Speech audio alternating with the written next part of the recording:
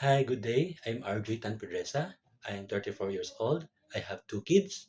One is 13 and one is 15 years old.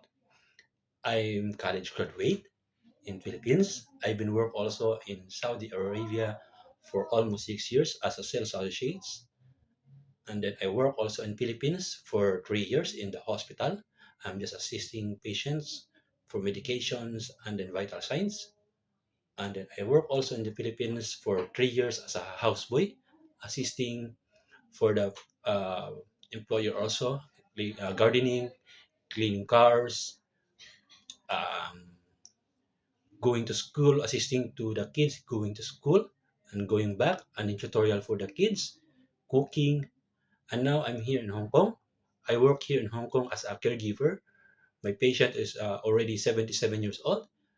I do injections and do medications, and then going outside, assisting them going to hospital, and then gardening. If I'm going back to the home, I'm going gardening, cleaning room, special cooking, some cooking only for the Chinese.